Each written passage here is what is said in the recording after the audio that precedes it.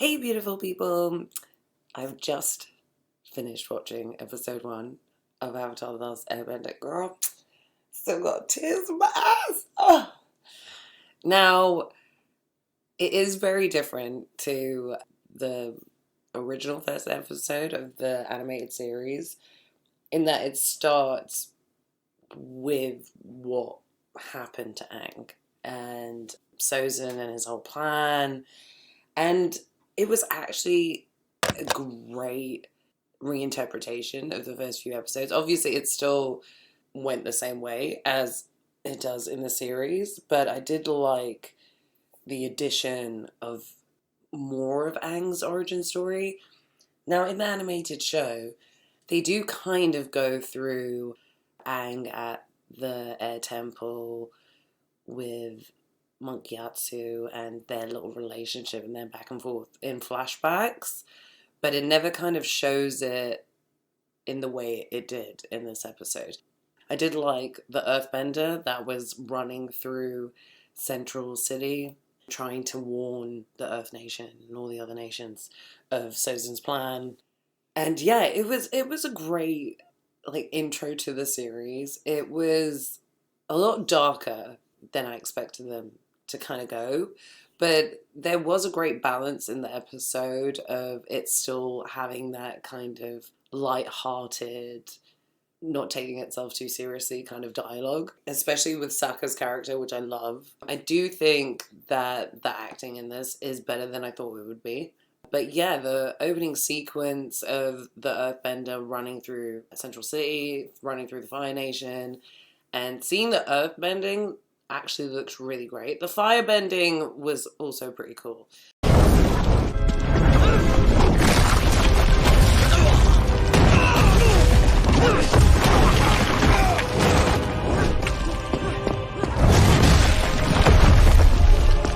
Now, when it kind of interludes into the Southern Air Temple, where you see Aang playing with the kids, playing with his friends, and then him talking to Gyatso about, life and what have you.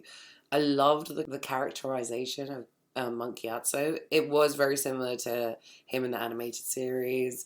There was a lot of warmth and love, and you could see the chemistry between him and the actor who plays Aang, and it was perfect. It was really great.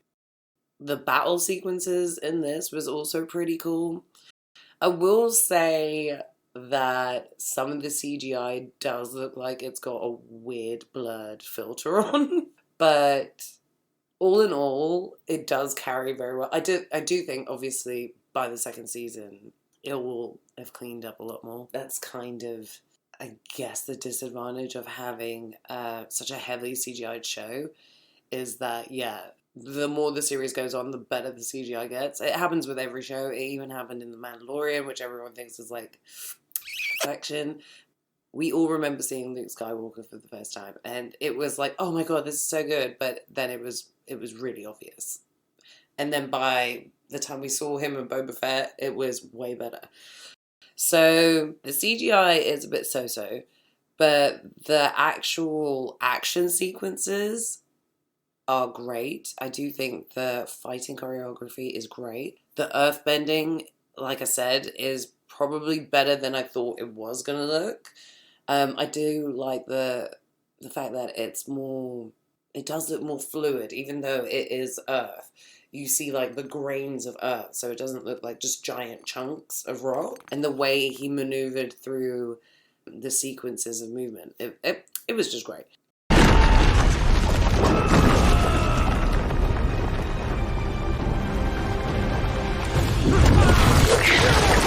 We also see the Fire Nation completely obliterate the air nomads, and we see the fall of the air nomads because we find out that they were actually going to have a festival, so they invited the Northern Air Temple. So the majority of the Earthbenders were there on that night when they got attacked by the Fire Nation.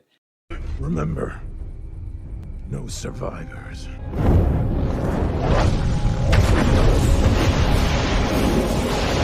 And it was great to see them try and fight them off. It was also great to see how the fire bending works in the show. like in the show, it was very much you had to do a martial art move to get a ball of fire. It does seem in this show it is that, and they can just touch you and literally engulf you in flames. And we see how Aang does get cocooned in his avatar state in a very crazy storm where they almost got engulfed by it. Well, they did get engulfed by a giant wave, and then, yeah, I do like the iteration in which they did it. It was way more fluid than just showing what happened in flashbacks. And I think that it also makes sense to the story arc. If you hadn't watched the original show, it makes sense to view it and film it this way, because I think it really hits home the capacity of what happened without the Avatar.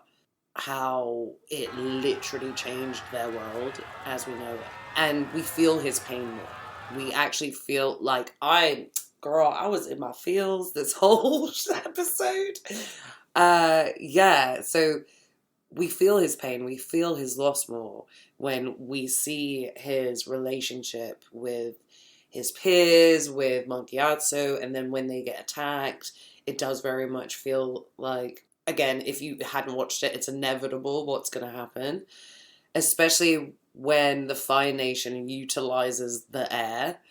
What kind of helps the fire grow is oxygen, so it was interesting to see them use the air nomads' powers against them. That was very cool, and that was very different to the show.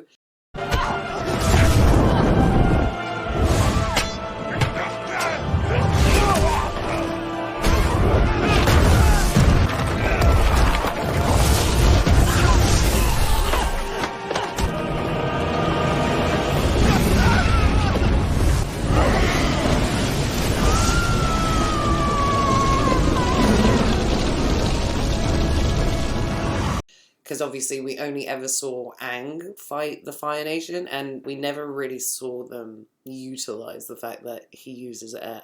And then after Aang goes into the Avatar state, it very much goes in the same sequence as it did in the animation. Appa, we saw so much Appa, I was so happy.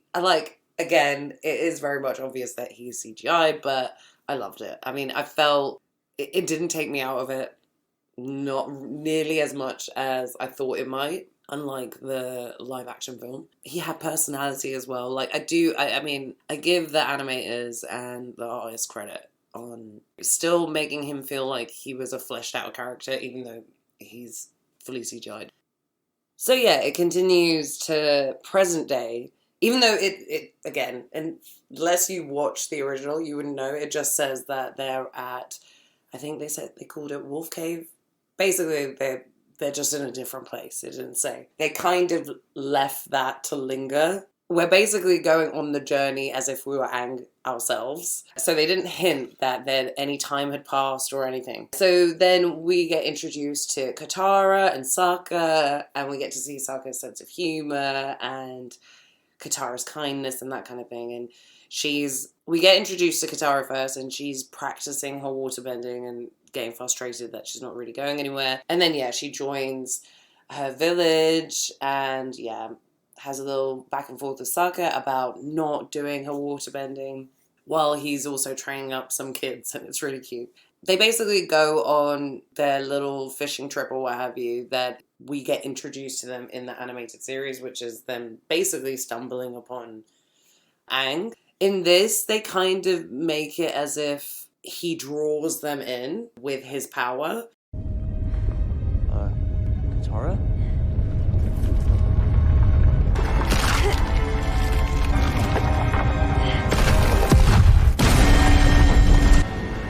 Which I thought was interesting. I did like that as well, that it was made more obvious that he kind of drew them to him. Maybe because he'd felt that Katara was a bender, who knows. And then, yeah, the sequence of him kind of exploding out of the ice happens. Zuko sees it. Now, we do get a glimpse of the dynamics on Zuko's ship. A lot of the soldiers are frustrated and they just kind of want to go home and see their families and that kind of thing. And we kind of see his obsession in his room of him eagerly wanting to find that avatar.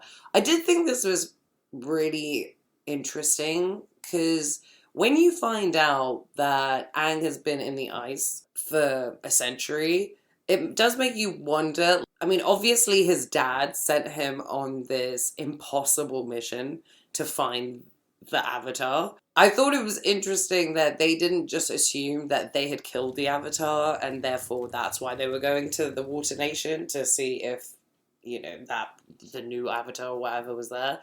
But no, it's very much as if they knew that he managed to escape. But yeah, he's just looking for the Avatar. He doesn't even know what the Avatar looks like. He just is looking for the Avatar. The only thing that kind of irks me about Zuko, the characterization is great. The actor who plays him is great. Even when he firebends, girl, he'd be doing kicks and flips and you're like, damn.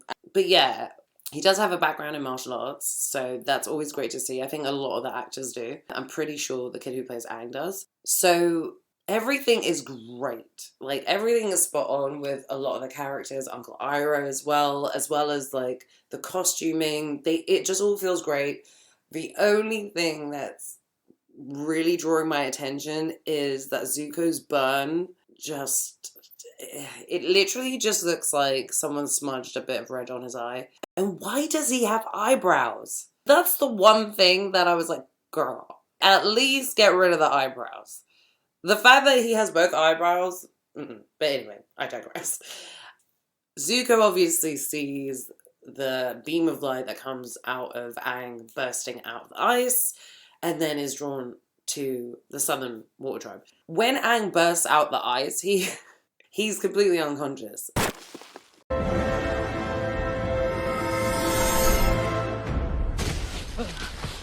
And so they take him back to their water tribe with a lot of pushback from Sokka, who is literally like, what are you making us do? Their Gran notices his tattoos and his clothes and pretty much tells them that he's an airbender. What is it, Gran? This is an airbender. It's impossible. Airbenders don't exist anymore. To which they're all like, well, no one's ever seen the airbender. And yeah, he finally wakes up and asks them where he is. They let him know where he is. He freaks out a little bit when he has to find Appa, and then obviously uses a little bison whistle and scares the shit out of that whole water tribe. When Appa just comes bouncing in. Again, more Appa. We love Appa, where Appa stands here.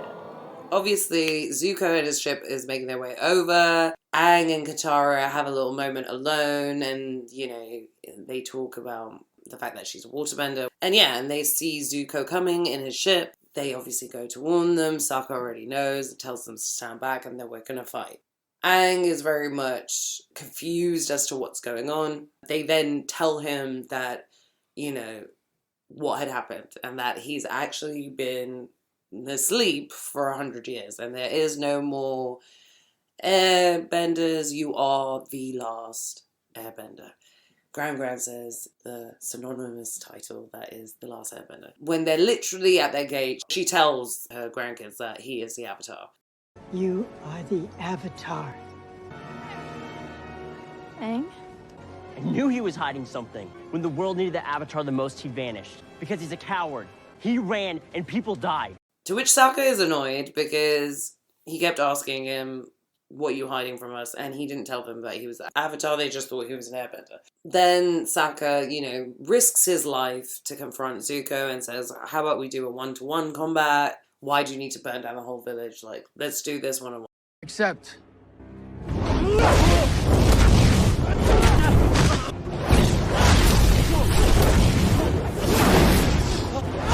Sokka, I keep forgetting that at the beginning of the series, Sokka wasn't great.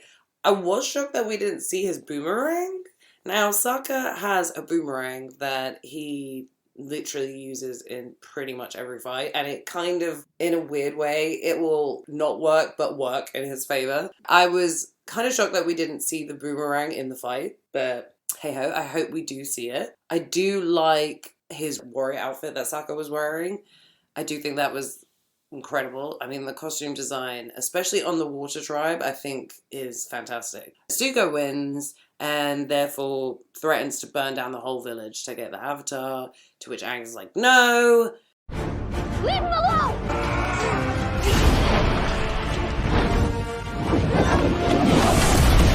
Can't be.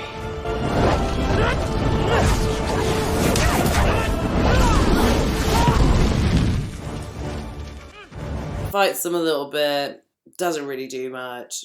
They take him, again, like it does in the animation. They take him onto his ship, to which Katara and Sokka follow. I guess Sokka realizes that, you know, he isn't just some nobody kid, that he is the Avatar. They take Appa to save him, and they pretty much did. They got him just in time as he was escaping.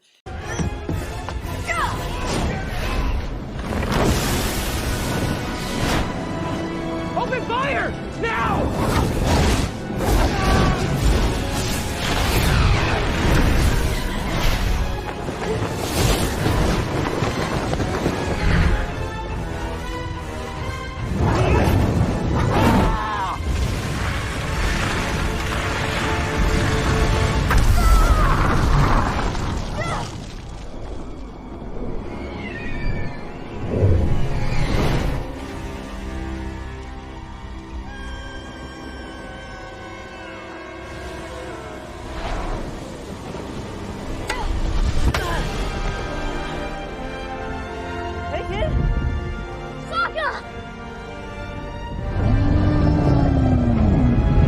Before he fully escaped, he did find Zuko's quarters and did actually take his notebook, I guess, that he has on all his information about the Avatars.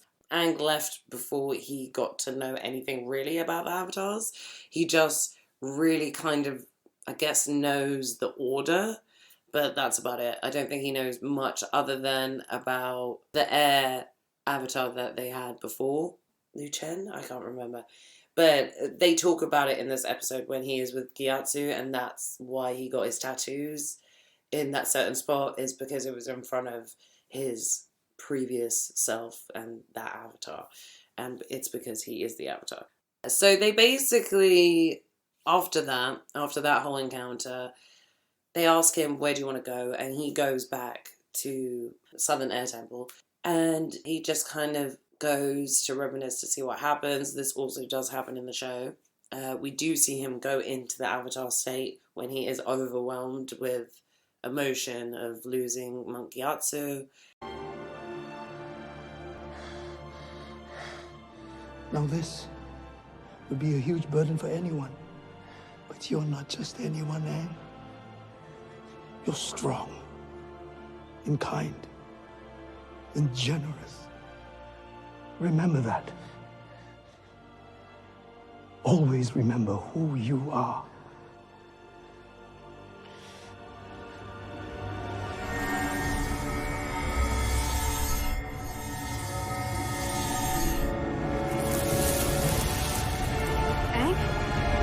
And we do feel it. I mean, and it's interesting because in the show, you kind of felt it because obviously in that same episode, you see his flashback of his relationship with Gyatso. You don't realise that same night they got attacked. That doesn't really happen in the animation. But the way they did it in the first episode was great because, you know, you really did see a fleshed out relationship between him and Monk Gyatso as a father and son kind of thing, even though it was really sweet about the whole friend thing, like, I'll always be your friend. You are my friend. You will always be my friend. And yeah, that overwhelming emotion set him back into the Avatar state. And then, yeah, I guess the voice of Katara telling him, it's okay, like, stop, we're here with you, please stop, kind of took him out of it. And then, yeah, there was like a kind of sweet, somber moment between him and Katara. And I mean, I think the cast is great. I think their chemistry is great. You really do get Katara when... Because that's what I was worried about. I'm not going to lie. When I saw the trailer, there was a little snippet, I think, of dialogue that she said. And I was like, oh, I don't know if she's going to be great. But I think that they're all really invested in their characters. I think Aang is perfect, Monkey Otto is perfect, Uncle Iroh. All of the characters are great and their characterizations are great. Sokka was another one that I was worried about because he is sarcastic and silly and funny. And the one thing that was really missing from the live action movie was still having that humor, that warmth, and that lightheartedness, even though it's amidst like really dark, heavy stuff like war. So it was nice. It was great to see that they still kept the essence of the fun lightheartedness of the Nickelodeon show, but did put in the grit and the pain and all that kind of stuff. So far, so good. Episode 1, great. Had me in my feels. If you haven't watched the animated show, I mean, I would still recommend this show as well. If you have, let me know what you guys think. I mean, did you like it? Did you hate it? What did you think? Again, this is just the first episode. We are going to go through them all. So I'll see you guys in the next one. Take care.